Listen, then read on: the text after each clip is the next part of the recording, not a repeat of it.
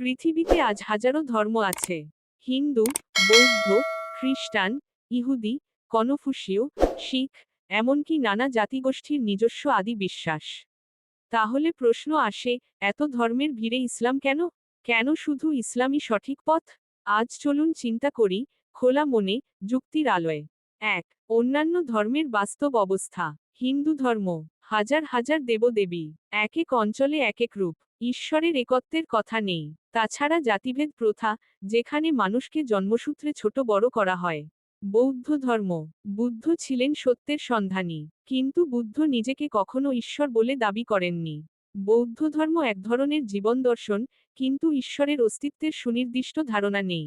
খ্রিস্টান ধর্ম, মূলত একত্ববাদী হলেও পরে তৃত্ববাদ ফাদার, সান, হোলি স্পিরিট ধারণা ঢুকে যায়। আল্লাহকে ৩ অংশে বিভক্ত করা হয়, যা সরাসরি যুক্তিবিরুদ্ধ। সাথে বাইবেল বহুবার পরিবর্তিত হয়েছে, যার প্রমাণ ইতিহাসে স্পষ্ট।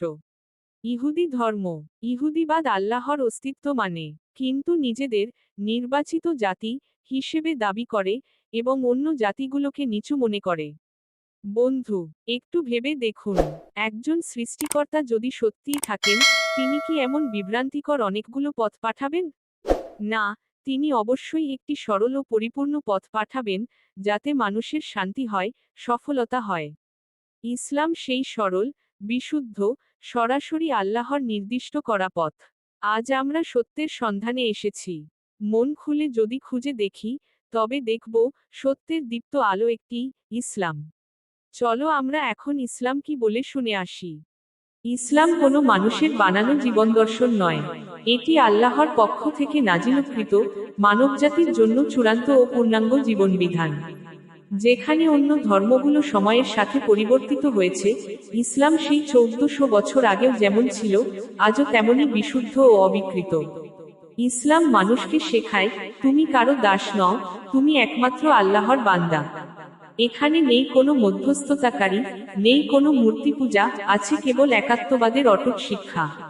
কুরআন শুধুই ধর্মীয় বই নয়, এটি বিজ্ঞানের আলো, ন্যায়বিচারের মানদণ্ড, আর মানবতার চূড়ান্ত নির্দেশনা। যেখানে সমাজ, পরিবার, অর্থনীতি, রাজনীতি, সবকিছুই আল্লাহর বিধানে পরিচালিত। এটাই ইসলাম, এটাই সেই পথ যা মানুষকে তার প্রভুর দিকে ফিরে যেতে শেখায়। সত্যের সন্ধানে থাকুন, জ্ঞান ও হিকমার আলোয় নিজেকে আলোকিত করুন। এই ভিডিওটা ভালো লাগলে সাবস্ক্রাইব করে পাশে থাকবেন আব্দুল্লাহ আহমেদ চ্যানেলটি।